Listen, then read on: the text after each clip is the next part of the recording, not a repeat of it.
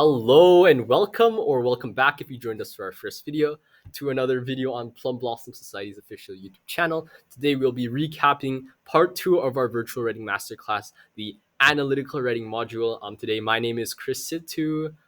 Like before, I'm a grade 11 student at Old Scona. This summer I've been having a lot of fun preparing for college applications, just doing stuff around. But yeah, that's a bit about me. Hello everyone, my name is Jiashu Long, and I'm also a grade 11 student at Old-Scona Academic. Today we'll be covering two main modules on analytical writing, and I sincerely hope that you will find something useful out of it. Sounds good. But yeah, with that, let's get right into the actual content. So once again, analytical writing. This nice picture is of a social studies essay that I wrote. So just for like a kind of an example of where you use this kind of writing, a lot of this argumentative writing is found throughout your classes, including, but not exclusive to things like link charts. So yeah, those are who we are. And yeah, so let's get right into the content of the event because this stuff isn't that as applicable to us. So anyways, first we're going to start with getting to level of excellence in writing by the criteria. So what I have here is a IB rubric for the high level paper. This is the sort of rubric that you'll often find in IB. And though you have different like assignments in LAIB, often the rubric resembles the same similar structure. And so we're just going to be talking about how you can get your writing to the excellence level. Obviously, not all of you may be writing at the, or shouldn't even be writing at the English IB level. This is like for grade 11, grade 12, so down the line. But many of these strategies and considerations that we talk about are really, really good ways to supercharge your current analytical writing and prepare you for what's to come. So we're going to really take this criterion by criterion. And of course, where to start then criterion A, knowledge, understanding, and interpretation. So first off, for every single one of these criterions, we'll have what the 3, the 4, and the 5 mean, as well as some of the descriptors you can actually find in the image. So it's like how you're going to be graded in terms of writing. So first off, what is a 3? 3 is just simply literal plot summary where you have little discussion and little analysis. You don't really show that you understand or interpret the text. 4, on the other hand, you go a little bit beyond what's literally there. So you have a bit of subtext. You have a bit of perceptiveness, or like you have certain nuggets of gold. But overall, it could be stronger. And of course, 5 is a strong, consistent understanding of the nuances of the text. So how do you get the 5 level? First off, close reading of the texts is necessary. You need to close read to find the ideas and the evidence, to find the subtext. And so as such, it's a good idea to always read and analyze at the same time. When you read for pleasure, do it fully for pleasure. But when you're reading for LA, think of it less as like a fun activity. Think of it like an assignment where you should be taking notes. You should be using sticky notes or notebooks. That could be fun for some people, but the biggest thing is you have to have that critical thinking mindset throughout the book, always looking for key authorial choices and trying to get a nuanced understanding of what's really happening. As a side note, if it's a really good book and you really want to enjoy it, read it fully first, then reread it though with that analytical mindset. Next up, use quotes and evidence beyond what is very, very well known or very, very commonly used. Find the less obvious ones and employ them in an effective way. However, don't be too arcane though. Don't choose random quotes and twist them, turn them too much. Your argument should still be reasonable, where someone who doesn't necessarily agree with what you're saying should be able to see that where you're coming from. And last but not least, for criterion A, you can actually have too much supporting evidence, which is equally problematic because it takes away from your analysis and development. And so as such, you might score strongly in A, but this kind of undermines C. You'll take away your organization and development. That is, too many quotes can take away from your own voice because you're basically using the author's words, not your own. And this isn't necessarily good. You need to be astutely choosing your quotes. All right. With this, let's go on to criterion B, analysis and evaluation.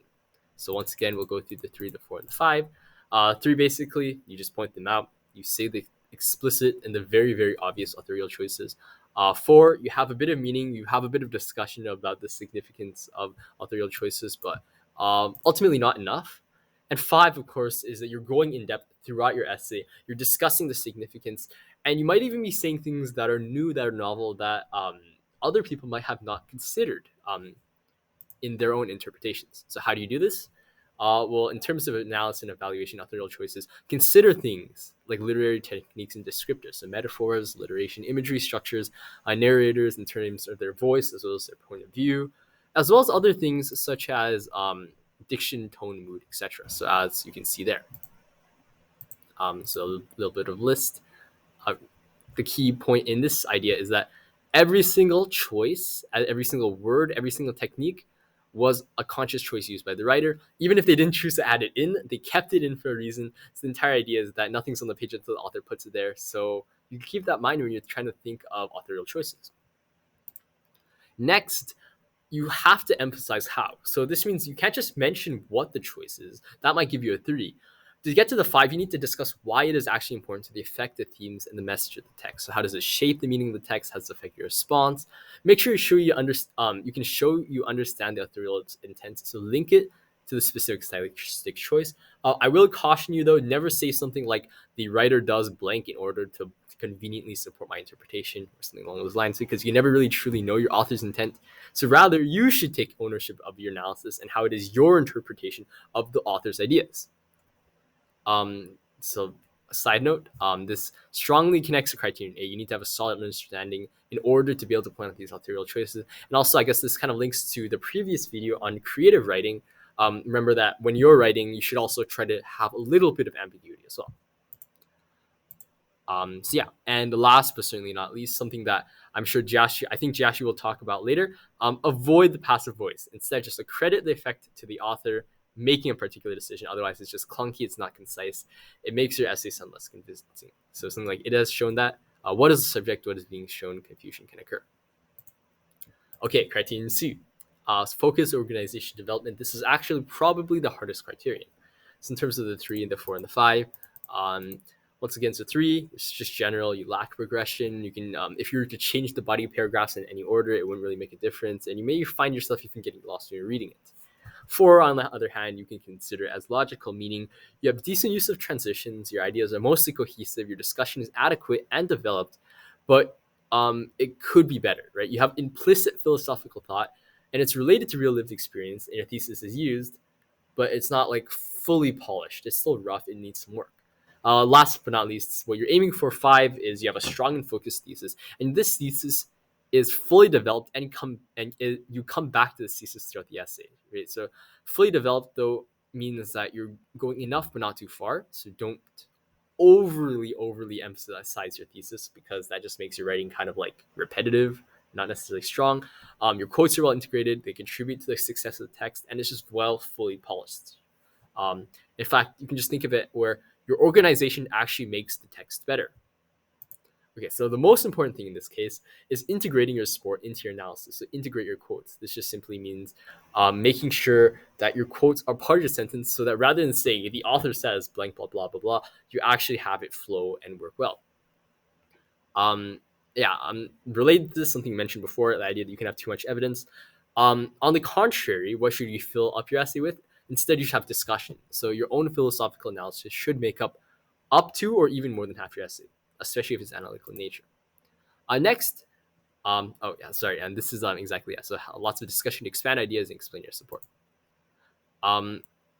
So this is a typo. Rather than avoid passive voice, what is supposed to be there is that you're supposed to have a reason to have your ideas organized in the order that they are, make it specific to make it that much more compelling. So once again, your order should add a meaning to your text outside of your words themselves. The way it should be ordered should help build momentum, convey your ideas in a strong way, and just help make your text stronger. Last but not least is language. So this one is kind of the most generic and easy to understand. So 3, of course, you're limited. You don't have strong language. You're using very straightforward language that doesn't account for the items. So maybe you're using slang or it's inappropriate. You have tone shifts throughout that don't make sense. And yeah, your mechanics might be wrong as well. That sort of stuff. 4, of course, is like the next step. Of course, language is decently clear. It's decent. It's concise, but it doesn't quite hit the Goldilocks zone of 5. Alternatively, you might get a 4 if you have 5 language combined with 3 language, which kind of just like averages you down to 4, which sounds really obvious, but it just means be really, really careful. If you ever have any 3 language, you have that risk of simply ruining your otherwise really, really good essay into a 4. But anyways, for 5, of course, your language is clear, precise, and concise. You have clear communication. So the biggest thing for this category is understanding that bigger isn't necessarily better. So the idea of use versus utilization. Because when you add extra syllables for no reason, or you don't fully understand the word that you're using, it definitely takes away from your writing. It makes you seem less professional, less credible, and sometimes it can even make your writing weird by having weird and unknown connotations.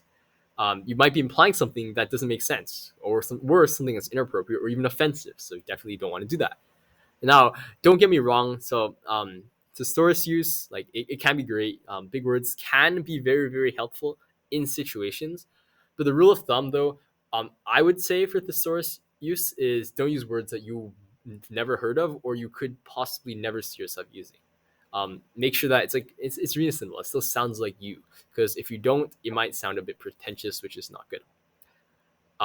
Next, of course, pay attention to how authors create effect and consider using those strategies in your own writing. So subtleties of other authors that make them so successful, they're appreciated. So look into it, read a lot, and you can try mimicking to some extent. Don't plagiarize, of course. There's strategies to help make it yours better. Next, make your tone academic, but don't make it obnoxious. So the idea of being formal, but not going too far. Understand the connotations of your choices, sometimes use because using certain words or phrases can actually detract from the effectiveness of your writing. Don't be colloquial nor pompous, and know your audience. So an example of the 3 to 4 to 5, in terms of like word choice, would be 5 intelligent, 4 smart, 3 brainy. So just keep that in mind. And last but not least, you can create your own stylistic choices, which is actually a very, very good strategy in analytical writing, a creative essence in analytical writing, ironically. You want the audience to detect your voice in your writing, even in academic writing. And so given that the teacher has likely heard a lot of these ideas before, has to read dozens and dozens of essays, having that little bit of extra spice can make you stand out, can make your essay that much more memorable, and this often translates into a better grade. Some strategies you can use include, like a metaphor, similes, whatever you want. Personally, I love repetition, but be unique, be yourself, do things you actually like, and don't try to like overly copy. Don't try to be another author, I guess. Also, when you're being stylistic, don't use cliches. Avoid them in your pure form, though adding your own twist to them isn't a bad idea. So yeah, those are creative writing techniques. But with that, that concludes my section, and I'll pass it off to Jiashu for part 2. All right, thank you, Chris. While Chris talks a little bit about the rubric and how to achieve these high levels of writing, I will be debriefing a bit on the structures of an essay and just telling you a bit on how to improve on these separate sections to overall improve your writing. So without further ado, let's get into the introduction. The introduction is, of course, a concise paragraph to guide the reader into your writing. I like to imagine the introduction as a funnel. I'm starting broad, but narrowing it down to a specific topic. The components of an introduction is relatively simple. You have a hook to capture your reader's attention. You might be asked to provide necessary background information. For language arts, you have to provide the title, author, genre of the book you're analyzing, for example. But the most important part of the introduction is the theme statement and the thesis, which I will be talking briefly.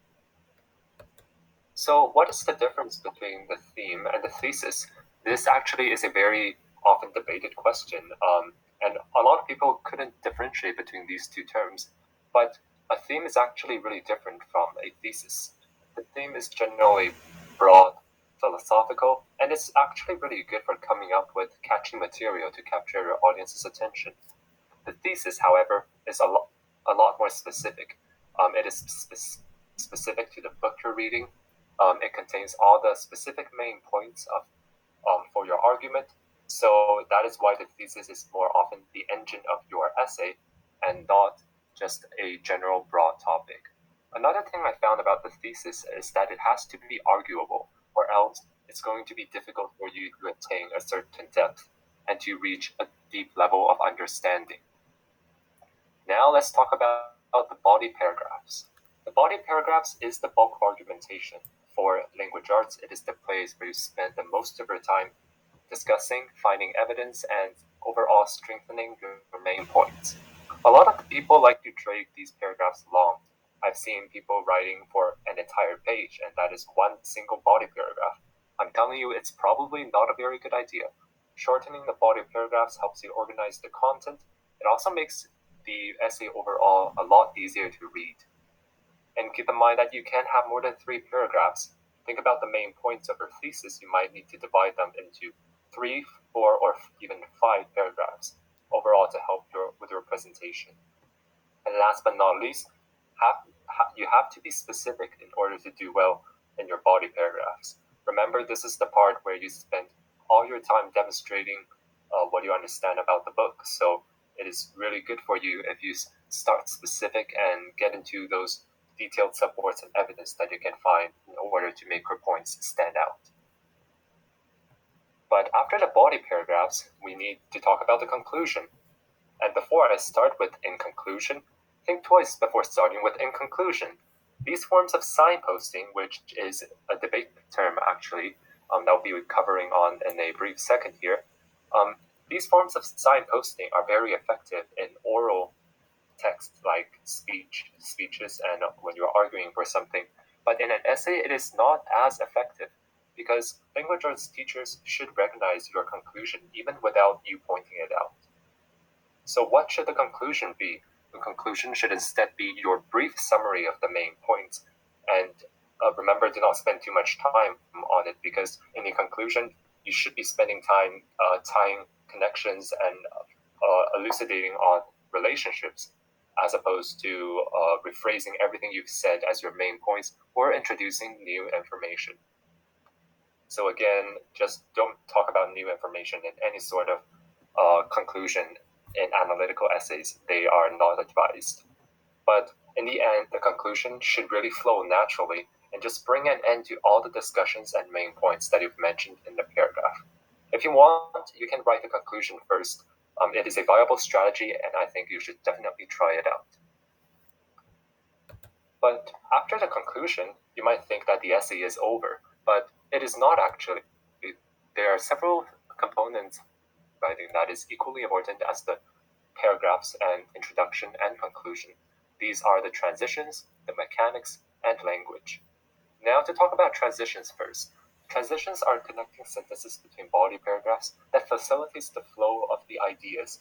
If you think about the essay as trains, you could think about transitions as these iron bars connecting the train cards. Without these, the train cannot run smoothly, and your essay will be really clunky and difficult to read. So remember, include transitions between your body paragraphs or even within your body paragraphs to help facilitate the flow of your ideas. If you're in need of finding transition words, you have word banks on the internet where you can study and look up some good transition words for different logic situations.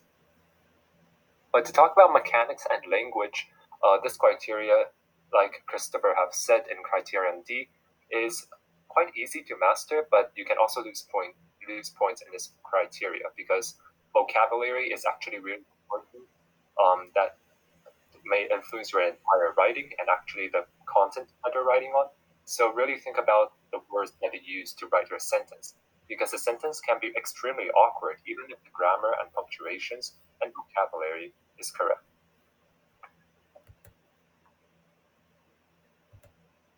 Okay, so coming after talking about transitions and coming to some common misconceptions that we would like to mention, these it has a bit of an overlap with what Christopher mentioned, but we would just like to stress these again because these are some of the most common mistakes that we have made in our academic writing, and we have also found out that these can be really easily improved if we certainly spend a lot of time work on them.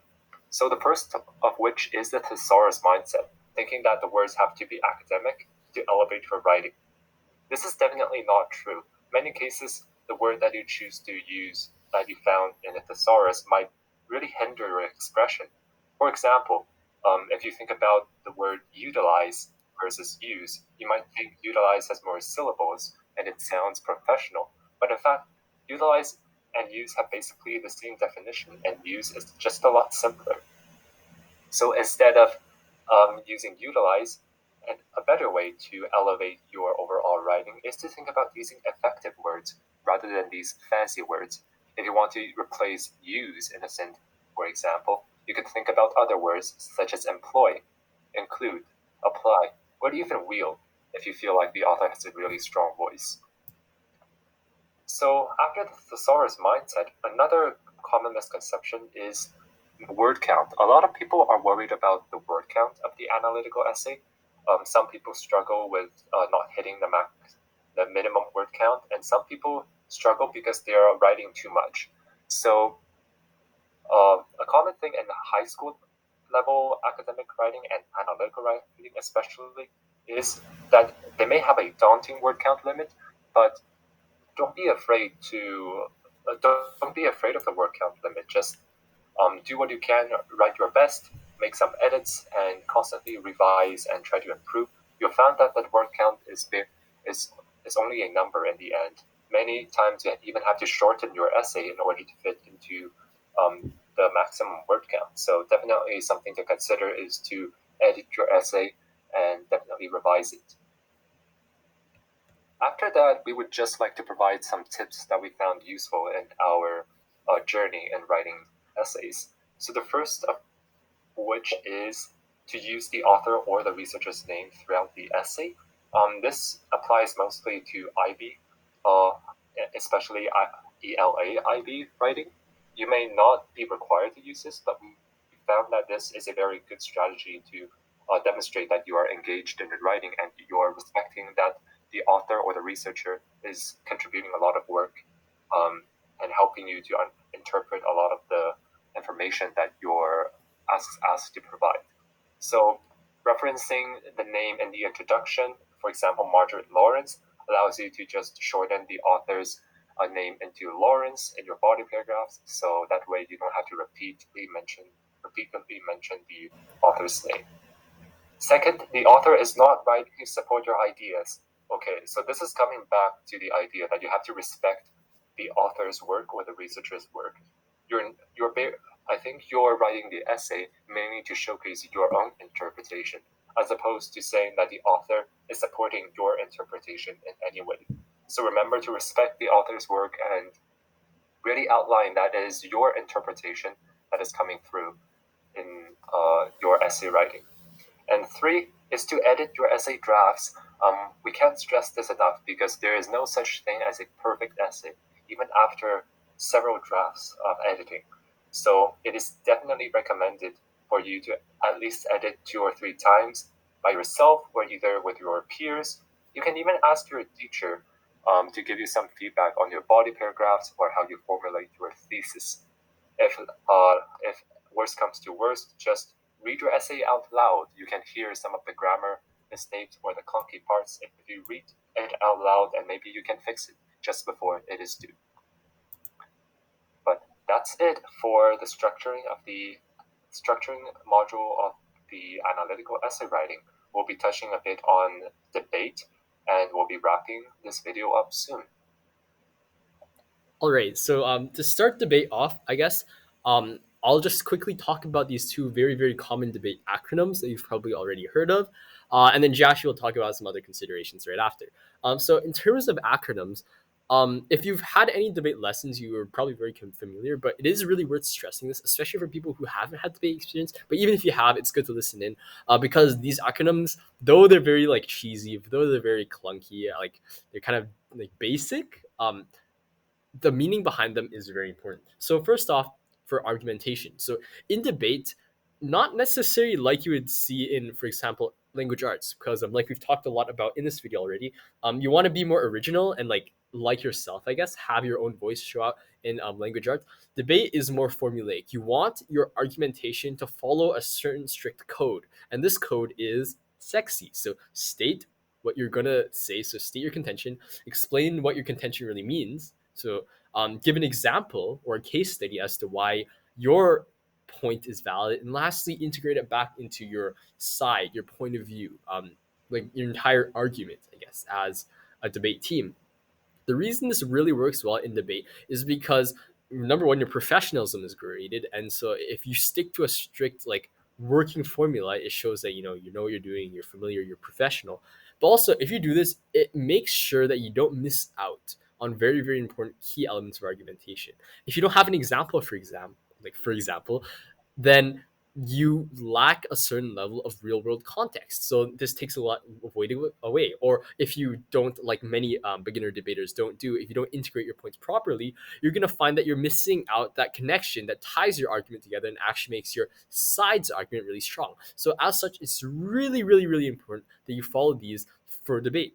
Um, in some sorts of writings, for example, social studies, this is also the case. Not exactly this acronym, but this sort of like formulaic writing strategy is important. So it just kind of depends on the subject. On the other hand, we have themes. So the acronym that is often taught is PERMS. These are just general areas of thinking that you can look into when you're constructing your contentions, constructing your arguments. So, of course, as written, they are political, P, economic, E, but E can also mean environmental, R, religious, M, moral, and S, social. In the lens of debate, political, economic, even moral, they're probably the most common ones you'll hear, because they're the easiest to argue, the easiest to give examples for, and social, I guess.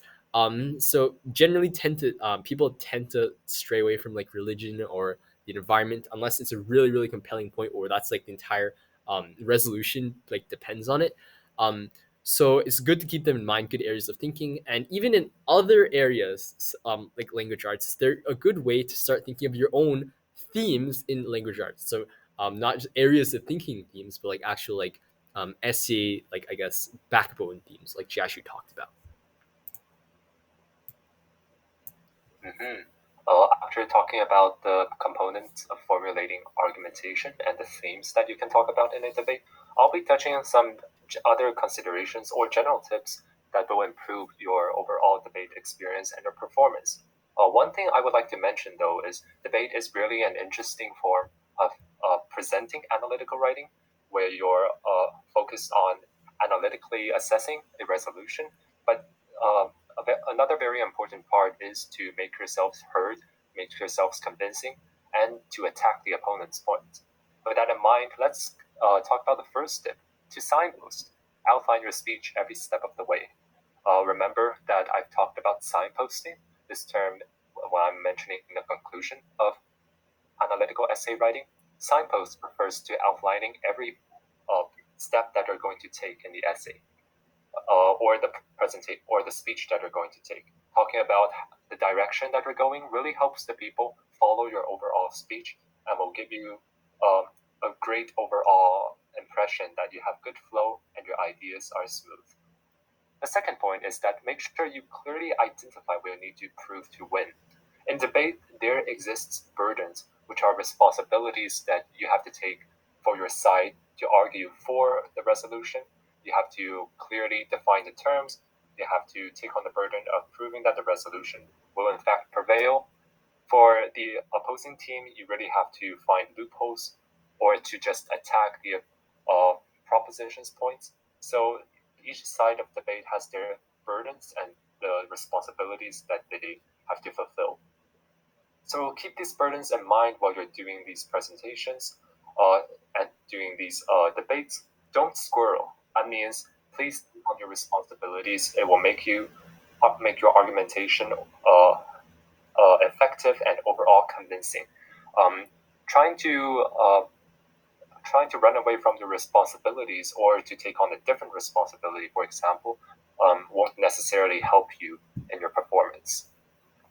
So moving on, another tip, and I found this one extremely important, is clash. So the clash component is a unique component of debate where you use this time period to point out loopholes or weaker points in your opponent's speech, and you try to just attack them and provide why that point is weak or provide evidence that your side is better. So this is a very important part. Use this time effectively to attack your opponents and to make yourselves heard and to argue for your own side. After that, don't knife, meaning that please respect your partner's points. Remember that debate is, in fact, a partner activity. Pay attention to what your partner is saying and don't say something that is directly contradictory to what your partner has said.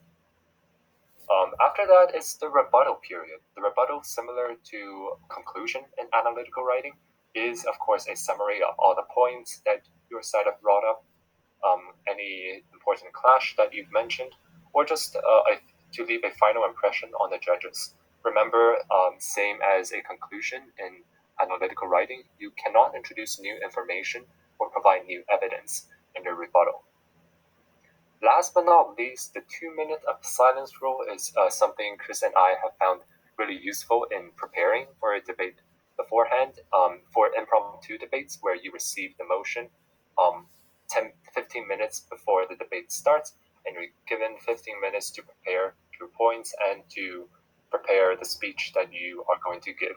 So in this brief amount of time, Chris and I usually take 2 minutes just to brainstorm points on our own, writing them down on a paper, kind of sorting them based on the strongest point to the weakest point.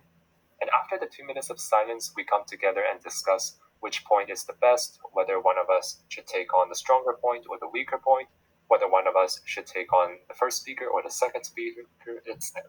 So the last point is just a very effective strategy that we found that really helped us prepare for impromptu debates. And after that, that's all. Thank you for your attention. Thank you for watching this video. We will be posting this video on YouTube. And in fact, if you're watching this on YouTube now, please don't forget to leave a comment on what you think, and subscribe to our channel for future videos. Yeah, thanks, guys.